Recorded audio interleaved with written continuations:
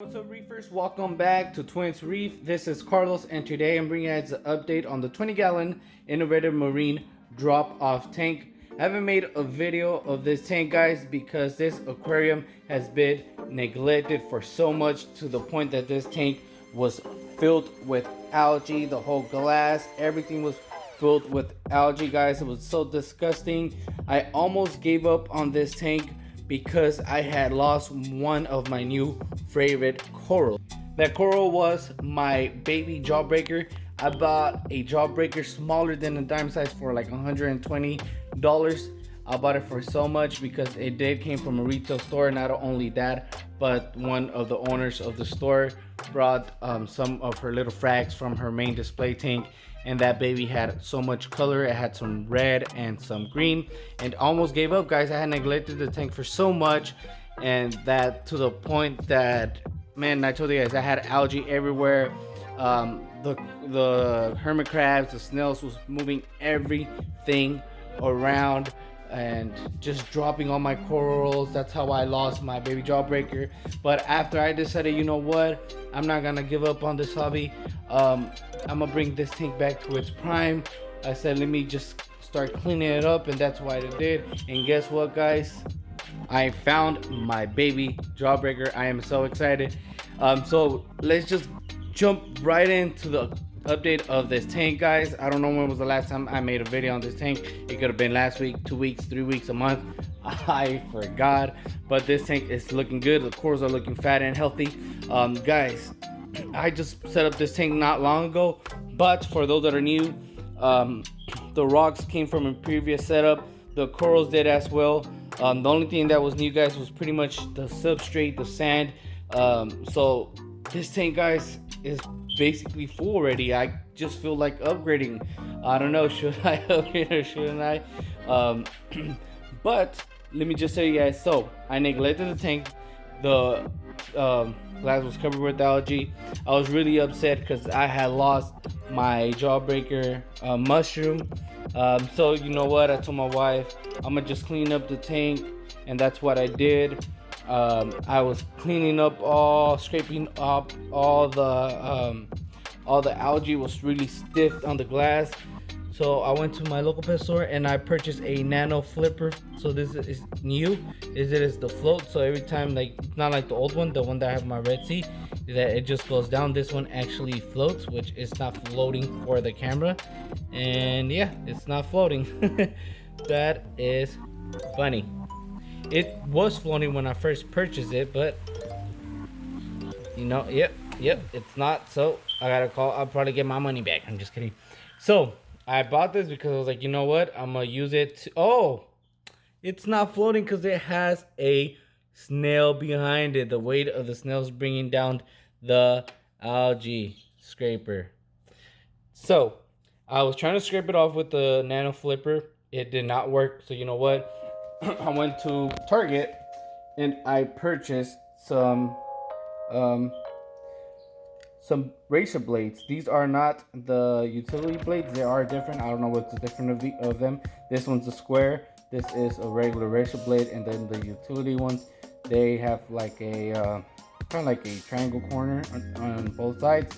And I guess because you can use those on knives, and whenever one side goes bad, you can just flip it and use the other one. But you know what? This one had 10. The utility blade had 5. So I was like, I'm gonna just use 10. I'm gonna get the one that has 10. I don't need the other one. This will do, and it did. Scraped off everything. I even did that side, which I never do that one. That side over there. Did the front. Did the other left side. If you guys do that, it will not scratch your tank. Just be really careful with the silicone seals, because if you get too close to it, you might scrape that off and then your tank will be leaking. It has happened to me before on the what is it called, the Aqueon tanks. I got too close to it. I wasn't paying attention, filled it up with water, and started leaking, and that was the issue.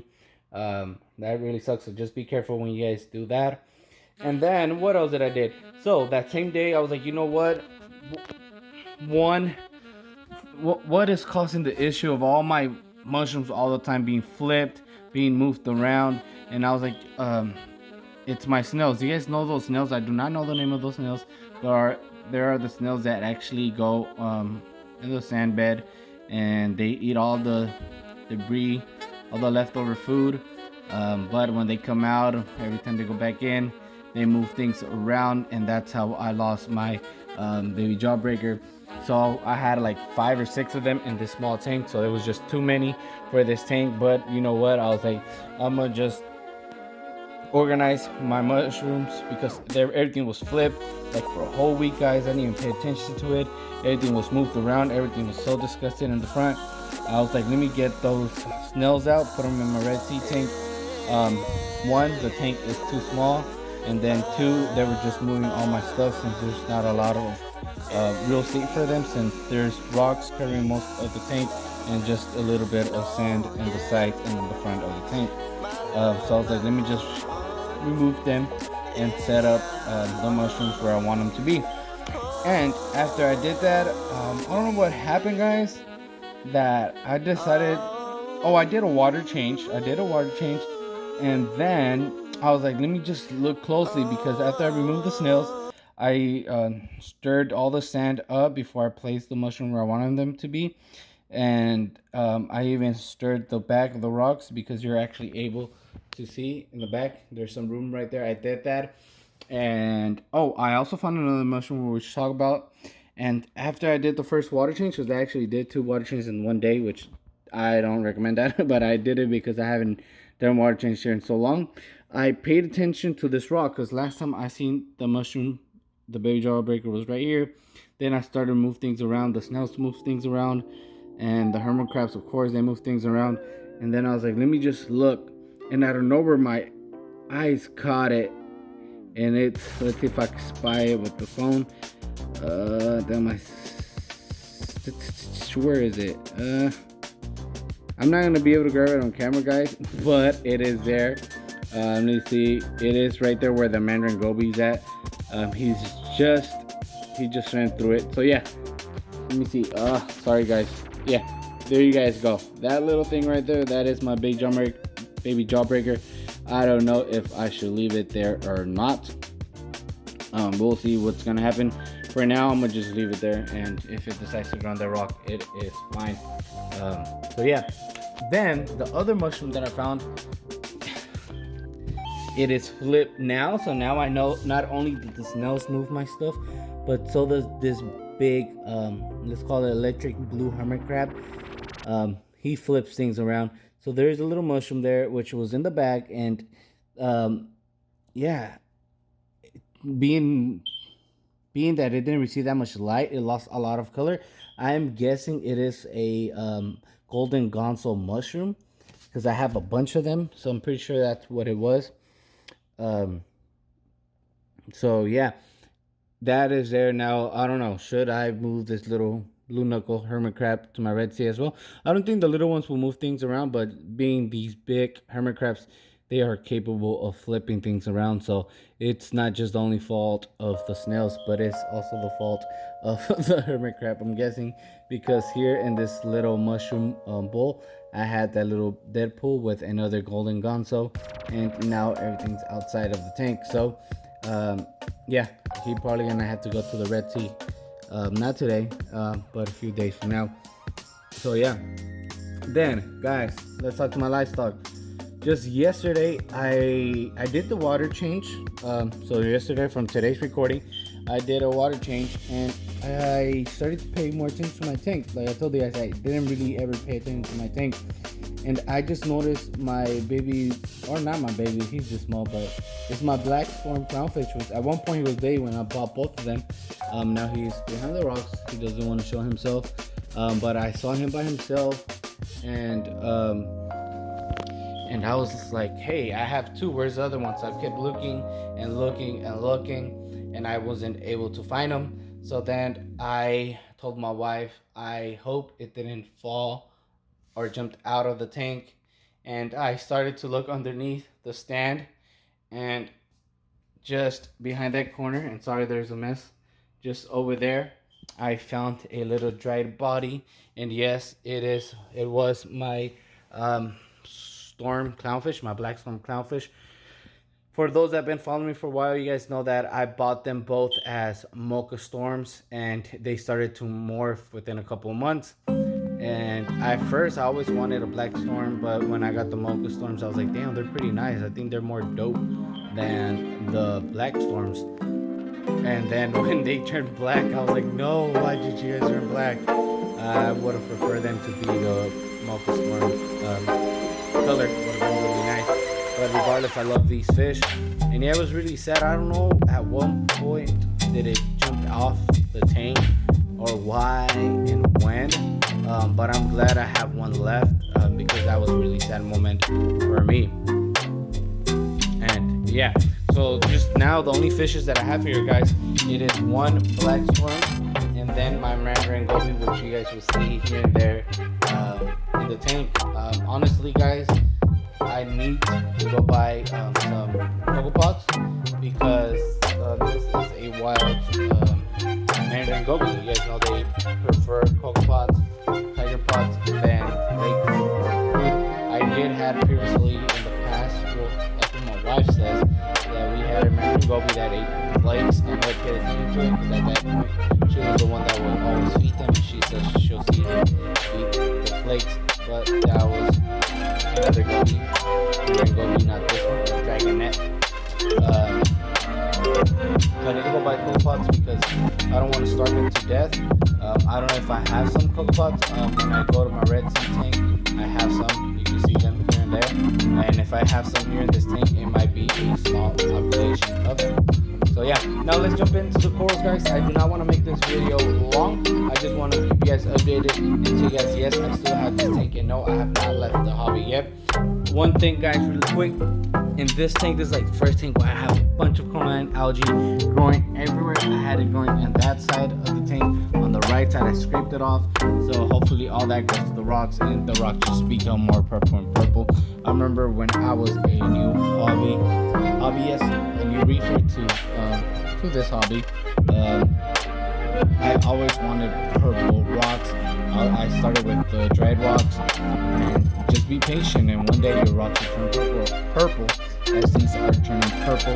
And one thing I heard or I read, I forgot, it's been a while, once you have coralline algae growing in your tank, that means that you can keep SPS corals. Now, let's jump into the corals. So let's start in the bottom. We are here with the mushroom corals. We have a hairy mushroom. This mushroom has been with us for a month now, approximately. I brought that from the Red Sea, so it's doing really good, really healthy. Just yesterday I fed my corals. I don't really feed my corals so often, but this time I fed them, and yeah, hopefully they get a lot better. But regardless, my corals are doing healthy. They are growing slowly, even though I don't feed them as much. If I feed them, guys, it's always once a month. I don't feed them. That is because I am a lazy reefer. That's why. And then we have our GSP, which is growing, and it probably would have grown more, but it was always getting knocked off by the snails when it was in the rocks. And being in the substrate, in the sand substrate, it's not gonna grow on sand, of course. And then next to it, we have a golden gonzo, which I need to move. It's too close to that GSP, and we don't want them fighting off, and we don't want that GSP to kill that golden gonzo, because that golden gonzo is like probably the best golden gonzo that I have. So yes, I need to move it ASAP right after I make this video. Then here we have the so-called wild caught Deadpools. I got these for free in a raffle at a frag swap. And let me tell you guys, I don't think these are Deadpools, but regardless, they are different from the other red discosomas. But I don't think they're Deadpools because I've had the mother for a long time. She got lost when I put her in this tank. She probably got buried because of the snails, but it's fine. But these are the descendants from her.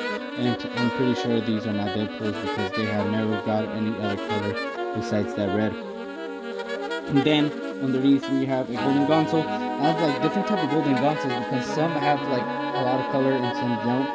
But here they are. Then we have this large super freak, one of my favorite mushrooms as well. It's doing really good. And then we have here our sorry guys. We have here a green kryptonite with a baby or two in this rock, and it's not fully open. One, because they were all flipped around, and neglected by me. And then 2, the hermit crab was just right there. Yeah. Then here we have another golden gunfish.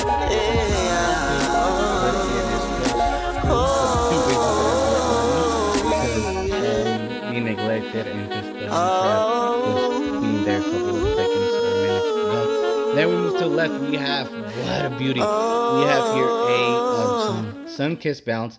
I bought this thing the same size as I bought that baby Jawbreaker.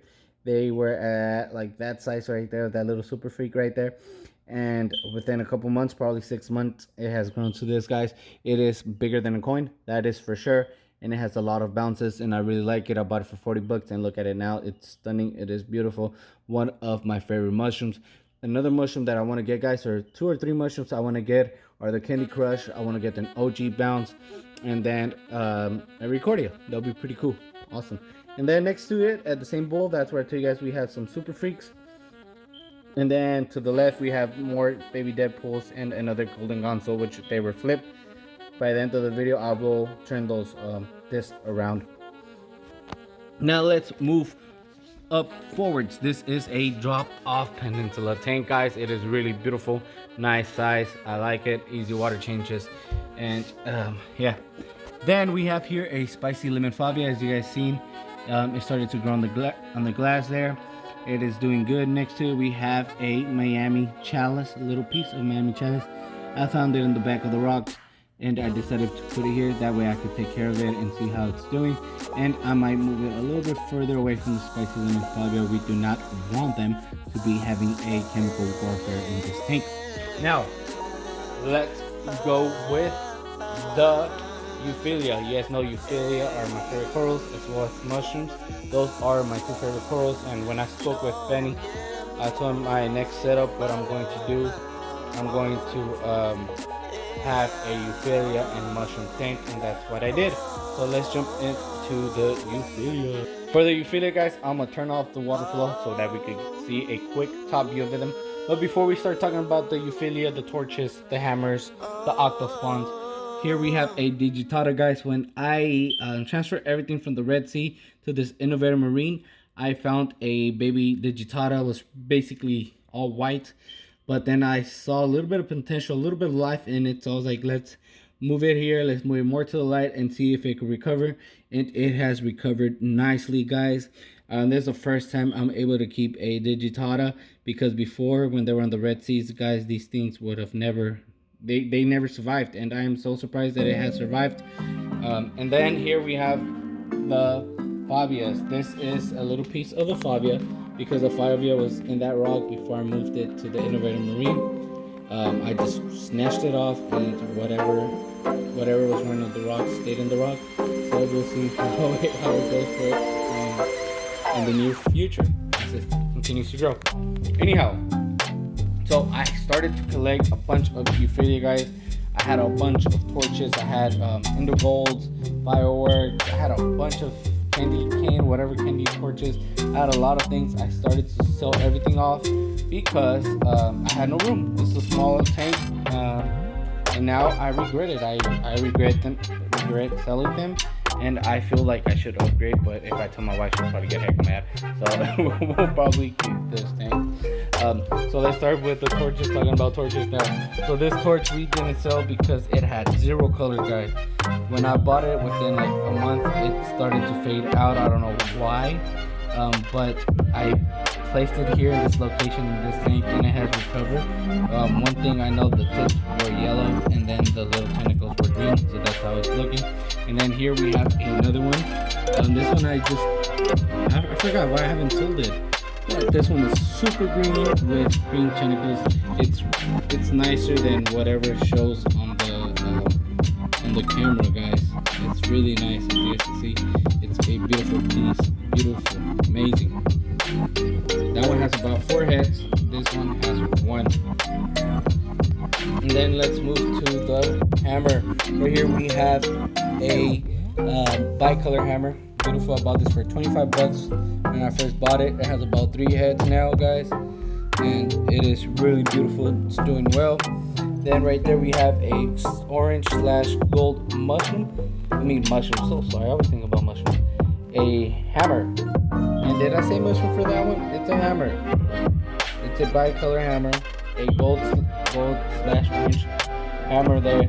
I bought it. It had two heads, and one head died. I had chemical warfare with the mushroom, and then it has recovered now. It has two heads again, so it's really nice. Then we have a toxic slash splatter hammer here. Looks the same as the bicolor, but yeah. And then we have the octospawn. Let me move the light a little bit.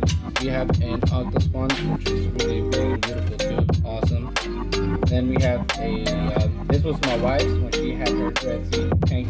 It's a green tentacle with purple tip hammer. The one thing I tell you guys, I'm so thankful that every time I had bought a coral, I would always bag it and put a piece in her tank just in case anything went wrong. And when I had that heater go bad, that killed a bunch of my corals, this was one of the corals that died, but luckily enough, my wife had one with her. And then underneath there, we have our hologram hammer, really beautiful. I put this thing online a couple times, and heck of people have been wanting to buy it, but I just never went through and sold it. I don't think I'm going to sell it. This thing's so beautiful. I knew it was gonna have potential. I didn't know the name of it until my wife looked it up, and surely enough, it is a hologram hammer. It's beautiful, and I'm lucky I have it, the branching type, not the wall type, and it is two heads and is doing really healthy. I'm thankful that all my corals are doing good, even though I neglect them. I don't really pay that much attention to them. I don't even feed them, guys. I don't even supplement the tank. I do not dose or anything. I have no skimmer, as you guys can see. I don't even want to show the back because it has spider webs, because that tells you how much I take care of this tank. I have no skimmer. All I have is the filter sock. I have the Chemi Pure Blue, Chemi Clean, whatever, Chemi Pure Blue, I forgot the name of it. Then ceramic rings and just a regular heater and the stock return pump. Nothing fancy. I do not dose, and like I tell you guys, I only feed like once a month, if so. Sometimes I don't even feed within like 2 to 3 months. That's how it is. I do not really feed my corals, the fish. I feed them once or twice a day because I do not want to have algae issues. I don't want to overfeed. I've had experiences when I overfed my corals just dying. So yeah, we don't want that. And here's just the front panel view of the hammers. This is how they look, guys. Everything is more than one head. Everything's doing wonderful. Everything's doing good.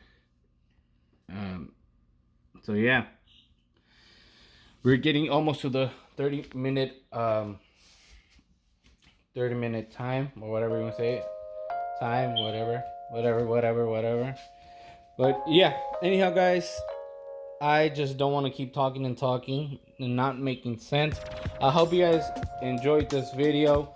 To be honest, guys, I do feel like restarting my Red Sea tank because this tank is full.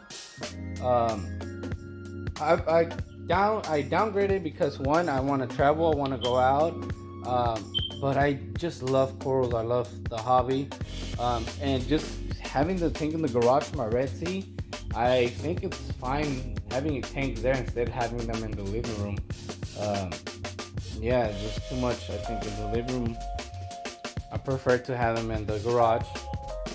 That just keeps my hands away from the tank. But this tank is looking stunning. It's beautiful. It's more beautiful in person than it is in video. And I do like the design of it, of being a drop-off tank. It is nice. My planet tank is next to it. The lights are off because I have different schedules. My planet tank is looking nice too, so that's gonna be the next video.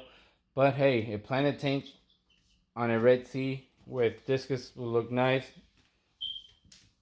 And now having my only concern of transferring everything to Red Sea, I have maroons in the Red Sea, and I had my 2 black swarms. Now I only have 1 black swarm there, so we'll see. I have to talk to my wife on what we're going to do with this tank, but it's looking good. It is filled up the way. So thank you guys for watching, guys. Till later, I am out. Peace.